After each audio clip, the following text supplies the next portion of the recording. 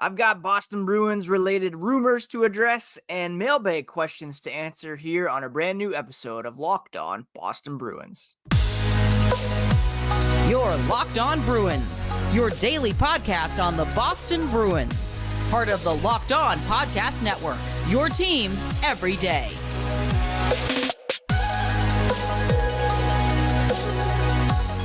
What is up, Bruins fans, and welcome back to the Locked On Boston Bruins podcast. I'm your host, Ian McLaren, and this is a daily show where we discuss all things Spoked Beat. Today is Wednesday, October 18th, and I want to thank you so much for making Locked On Bruins part of your daily routine. It's free and available on your favorite podcast app and on YouTube, so please go to both platforms, hit that subscribe button, download the latest episodes, and never miss a thing. Today's episode is brought to you by Game Time. Game Time is a ticketing app where you can create an account, use code LOCKEDONNHL, and get $20 off your first purchase to your next event. If you are on social media, you can find the podcast at Locked NHL Bruins. You can find me, my hockey thoughts, and dad jokes at Ian C. McLaren. Bruins were traveling to California in preparation for tomorrow night's game against the San Jose Sharks. A lengthy break between games. They haven't played since Saturday night. They don't play until 10:30 tomorrow night, which is about 36 hours from now as I record.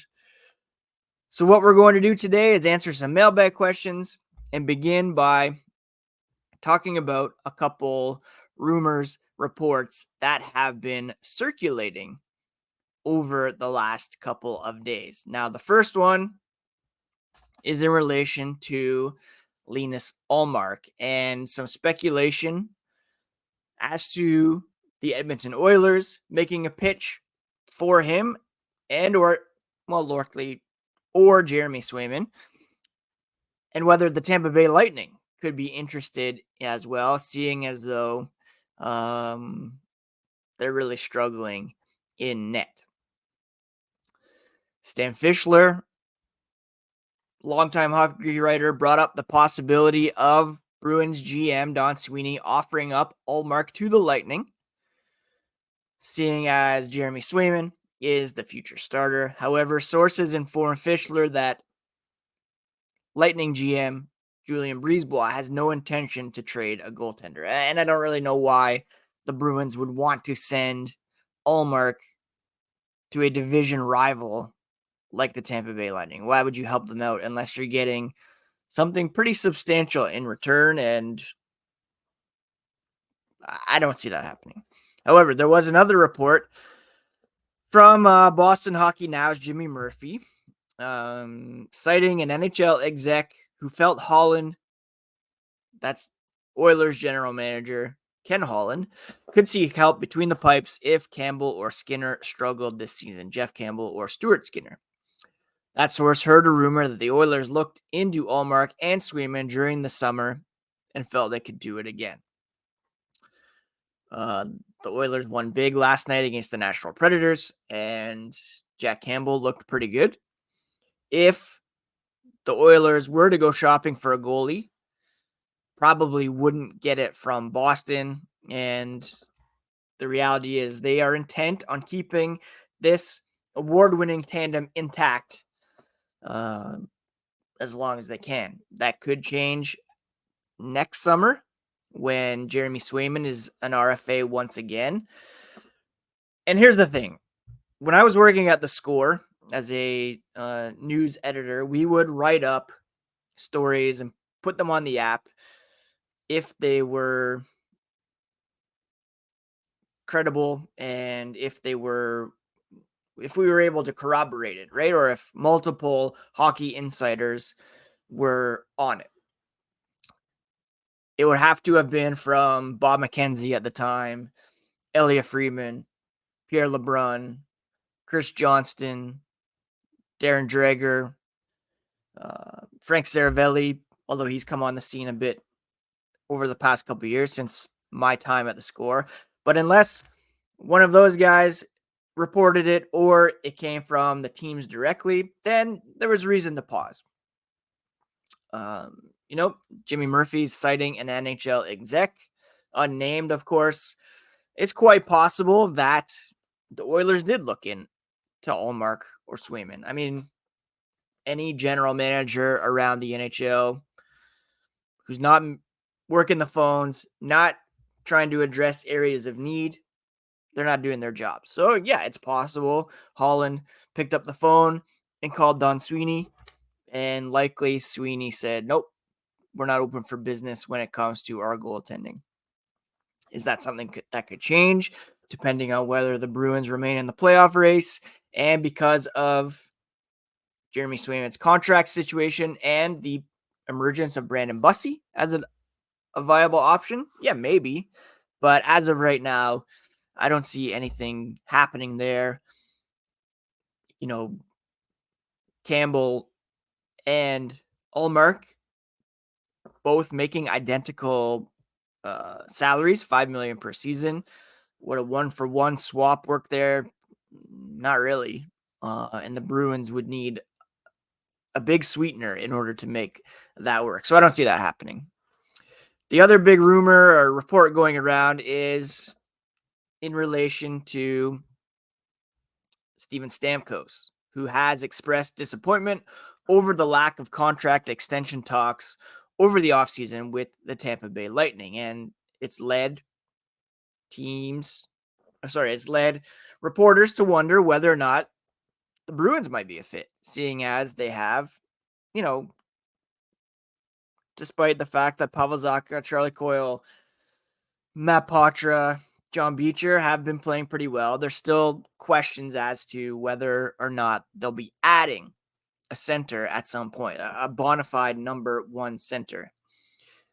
Larry Brooks of the New York Post wondered if Stamkos might be targeted by the Bruins as a playoff rental now that Winnipeg's Mark Scheifele is off the market.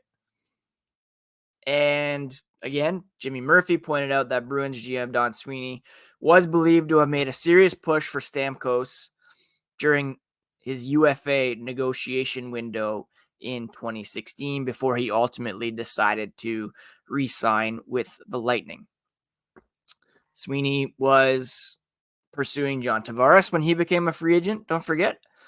And an NHL exec, again, an unnamed NHL exec, told Murphy that they believe Sweeney would at least look into acquiring the Lightning star if he became available on the trade market and on the open market next summer. Again, very reasonable to assume that would be the case.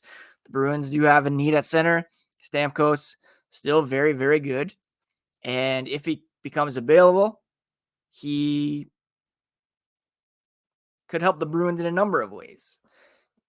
Maybe not as a center, as he spent some time over the last several seasons on the wing. But yeah, adding a player like Steven Stamkos would be amazing for the Boston Bruins and certainly add high-level talent while helping keep whatever window they have open, complementing Brad Marchand, David Pastrnak, Charlie McAvoy, and company. Again, consider the sources. These are just reports that are out there.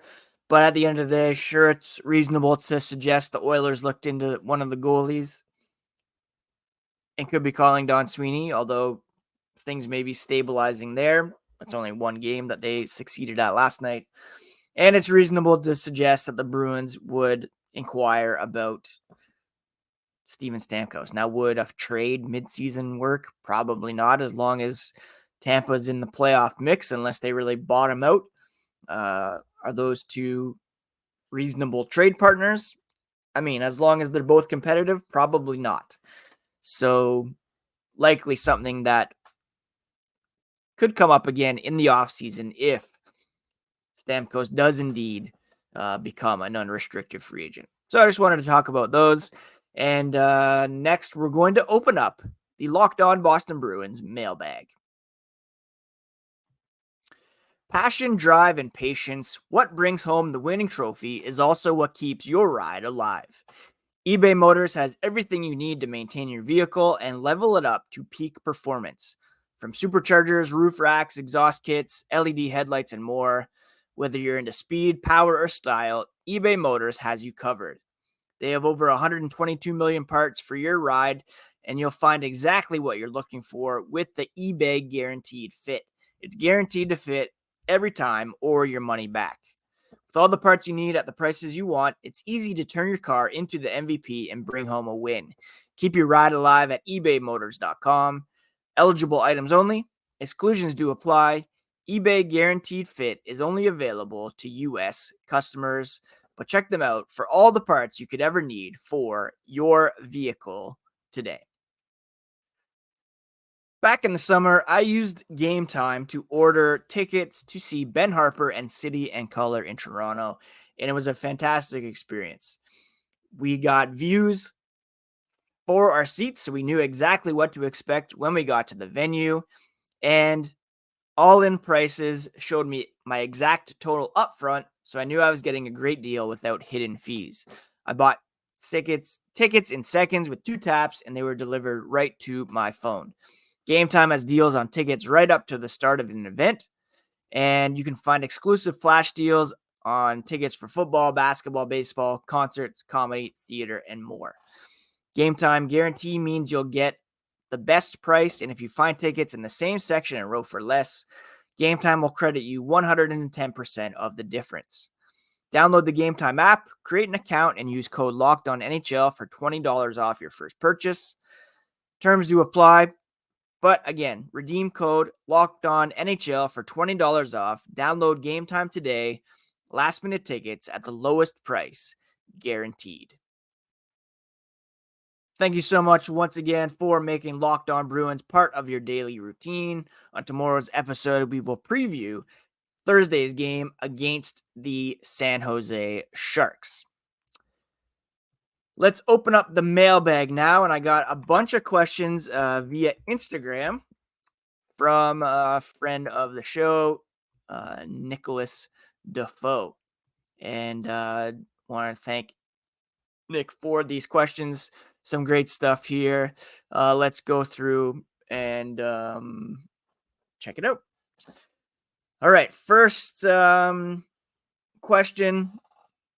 I know it's super early, but what should the Bruins draft position-wise come next draft? Well, I don't know if they're going to have the luxury of choosing, kind of going position by position. At the moment, the Bruins at the 2024 NHL entry draft have a protected first round pick, no second round pick, and no third round pick. So it's possible that they won't be selecting until the 4th round. So at that point, just pick the best possible player.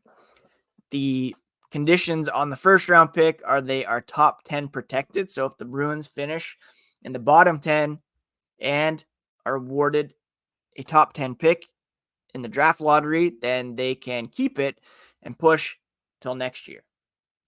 If it's outside of that window, then it goes to the Detroit Red Wings.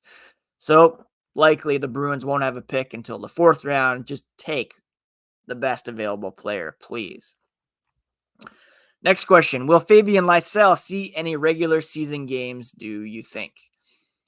Fabian Lysell is a guy I talked about a little bit during training camp. He obviously did not pop during training camp and wasn't close to making the opening night roster for the Boston Bruins. So far this season, he's played a couple games down in Providence. He's got 1 assist, and it's another development year for him down at the AHL. Now, if there are injuries on the wing, is he a guy who is a candidate to be recalled? Certainly. I could see him, getting time late in the season when they're doing some load management. We've seen a couple of times, not last year. You can question whether or not they should have, but we've seen them rest a bunch of regulars and recall an AHL heavy lineup for the season finale. He's right up there, but there are other guys that they could recall as well. John Farinacci's off to a great start. There's Luke Toporowski, Oscar Steen, Mark McLaughlin, Georgi Merkulov. So depending on need, Lysell, maybe not the top candidate to be recalled in the event of injury, but certainly a candidate, and it depends on how well he plays as the AHL season gets started. Don't forget, Danton Heinen's still kicking around. I'm not sure if he went on the trip with the team, but that will add a winger to the mix and bump him even further down, Lysell that is, in terms of priority recall. Realistically, next question, how many goals are we thinking for Pastrnak? Do we think he can get 55-ish, if not 60 again? Also, will he beat Matthews even with his hot start? Austin Matthews, of course, had 2 hat tricks in 2 games to begin the season, and he's currently on pace for 164 goals. Will that pace continue? No. He's on pace actually for 164 goals and 0 assists. That's probably good enough to win the Art Ross Trophy. So Austin Matthews definitely will not maintain that pace. And what is he even his shooting percentage? It's got to be pretty high. He's got 21 shots, 3 goals on 21 shots. So not super inflated, but still hard to see him keeping up that pace. David Pastrnak, on the other hand, has how many goals so far does he has? He has 3 goals in 2 games, so he's on pace for 123 goals. Only got 10 shots, so he's got a 30% shooting percentage. He needs to get those shot totals up. All that to say, it's very early to project where these guys will land. But yes, David Pastrnak certainly has the opportunity to at least get 50 once again, challenge for 55. It seems as though, maybe even 60. It seems as though Austin Matthews is on a different level at the moment. Health considerations taken off the table. He's the guy to beat for the Richard Trophy. Last year, he struggled. He only had 40 goals, and he was playing with a bum wrist, I believe. So, yeah, I think he's the guy to beat. But David Pastrnak should certainly hang with him as long as everyone is healthy. And we're going to get to a couple more mailbag questions here to wrap up today's podcast. If you want a chance at winning big in daily fantasy hockey, you have to check out the Sleeper app. It's the official daily fantasy hockey app of the Locked On NHL Network, and it's our top choice for daily fantasy sports. With Sleeper, you can win 100 times your cash in daily fantasy contests. With studs like David Pastrnak, Brad Marchand, Charlie McAvoy, all you need to do is pick more or less stats for these stars. Choose on goals, assists, saves, plus, minus, and more. And you heard me, Bruins fans, you can get up to a 100 times payout on Sleeper. So start paying attention and get your picks right so you can win big. Use promo code LOCKEDONNHL and you'll get up to a $100 match on your first deposit. Terms and conditions apply. That's Locked On NHL. See Sleeper's terms of use for details. A couple more questions here to wrap up today's podcast. Do you see Milan Lucic being a reliable fourth liner the entire year? Great question. Milan Lucic has looked reinvigorated in black and gold. Very good through the first couple of games. He's brought some energy. He's brought some offense. I don't necessarily see him as being a every night guy, especially not bringing that level to the table. I mentioned Danton Heinen.